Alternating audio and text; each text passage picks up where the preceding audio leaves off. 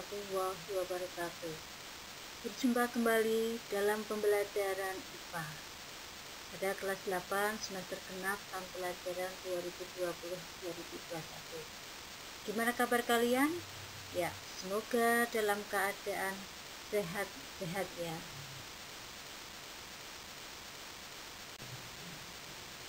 Nah, coba kalian perhatikan pada gambar berikut ini.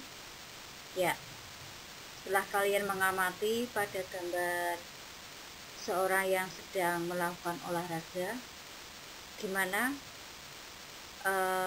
pendapat kalian mengenai gambar tersebut?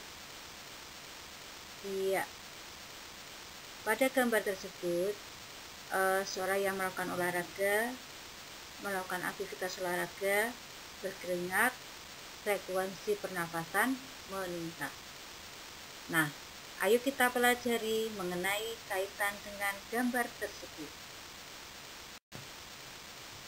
Pada kaitan dengan aktivitas tadi seorang yang melakukan olahraga, tadi berkeringat, pernafasan meningkat. Nah, kaitannya dengan materi kali ini pada materi kedua, yaitu mengenai struktur dan fungsi ekskresi pada manusia, pada di sini pada bagian kulit, paru-paru, dan hati. Pada materi kali ini, yaitu pada KD 3.10, menganalisis sistem ekskresi pada manusia dan memahami gangguan pada sistem ekskresi serta upaya menjaga kesehatan sistem ekskresi. Tujuan pembelajaran yang pertama, kalian dapat menganalisis keterkaitan antara struktur dan fungsi pada organ kulit. Kedua, menganalisis keterkaitan antara struktur dan fungsi pada organ paru-paru. Yang ketiga, menganalisis keterkaitan antara struktur dan fungsi pada organ hati. Nah, untuk kali ini pada ekskresi pada manusia pada bagian kulit, yang kemarin sudah saya terangkan mengenai pada ginjal. Nah, yang sekarang pada bagian kulit. Fungsi kulit mengeluarkan keringat berupa garam, urea, dan air serta menjaga suhu tubuh. Kulit adalah lapisan terluar bagian tubuh. Terdiri dari apa saja lapisan kulit? Yang pertama pada epidermis. Yang kedua pada dermis. Yang ketiga pada hipodermis atau subkutan. Untuk pada bagian lapisan kulit, saya terangkan dulu pada epidermis. Epidermis ini merupakan lapisan yang terkeluar. Nah, pada epidermis ini tersusun atas sel kulit-kulit mati yang selalu mengelupas. Pada lapisan epidermis terdiri dari lapisan tanduk tadi pada bagian yang terluar, ya, itu pada lapisan tanduk. Yang kedua pada lapisan malfizi. Lapisan malfizi ini terletak di bagian bawah lapisan tanduk, tersusun atas sel-sel yang selalu membelah dan sel-sel berpigmen atau memberikan warna ada warna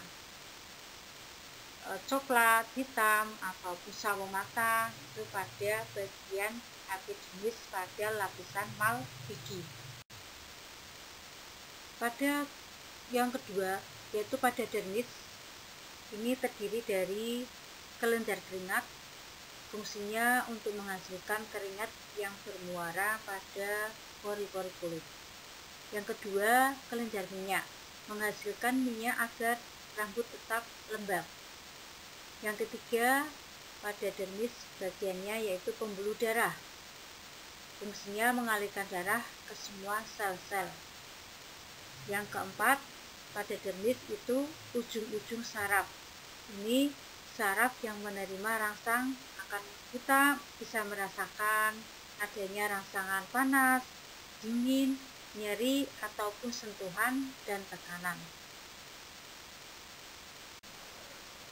Nah, untuk bagian kulit yang ketiga yaitu pada hipodermis. atau jaringan ikat di bawah kulit. Di sini terdapat jaringan lemak atau adiposa, yaitu yang berfungsi menjaga tubuh tetap hangat, kedua sebagai cadangan makanan.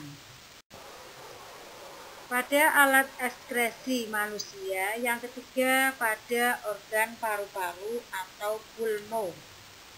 Pada bagian paru-paru atau pulmo di sini kaitannya dengan sistem pernafasan. Di selain itu, sebagai alat pernafasan, paru-paru juga sebagai alat ekskresi atau pengeluaran zat sisa. Nah, di sini untuk pada bagian organ paru-paru itu berfungsi untuk apa? Sebagai pernafasan, menghirup oksigen yang dibutuhkan untuk menghasilkan energi. Nah, reaksi pembentukan energi melepaskan zat sisa berupa apa? Karbon dioksida atau CO2, dan untuk dikeluarkan bersama uap air atau H2O. Nah, reaksi kimia tersebut secara ringkas dapat dituliskan sebagai berikut. Glukosa atau C6H12O6 plus O2 atau oksigen, kemudian menjadi apa? Karbon dioksida atau CO2 plus H2O atau uap air menghasilkan energi. Pada alat ekskresi manusia yang keempat pada bagian hati. Selain hati ini berperan sebagai sistem pencernaan, hati juga berperan dalam sistem ekskresi, yaitu mengekskresikan zat warna empedu yang disebut dengan bilirubin. Yang kedua, sel darah merah yang sudah tua antara 100 sampai 120 akan diuraikan sehingga akan menghasilkan getah empedu. Nah, di sini pada hati ini untuk proses pemecahan sel darah merah dimulai pada bagian-bagian di sini. Ada skema pemecahan sel darah merah, yaitu pada eritrosit yang rusak atau sel darah merah yang rusak akan dihancurkan oleh makrofag di dalam hati dan limfa. Hemoglobin yang terkandung dalam sel darah merah dipecah menjadi zat besi, kemudian globin dan hemin. Zat besi selanjutnya dibawa menuju sumsum merah tulang untuk digunakan membentuk hemoglobin baru. Globin dipecah menjadi asam amino untuk digunakan dalam pembentukan protein lain. Sedangkan hemin diubah menjadi zat warna hijau yang disebut dengan biliverdin. Kemudian pada biliverdin akan diubah menjadi bilirubin yang merupakan zat warna kuning oranye. Pada bilirubin selanjutnya dikeluarkan bersama getah empedu, dan getah empedu ini dikeluarkan ke usus 12 jari kemudian menuju usus besar. Nah, di dalam usus besar bilirubin diubah menjadi urobilinogen. Pada urobilinogen diubah menjadi urobilin sebagai pewarna kuning pada urin dan terkobilin sebagai pigmen coklat pada feses. Nah, untuk sistem ekskresi pada materi hari ini cukup sekian. Wassalamualaikum warahmatullahi wabarakatuh.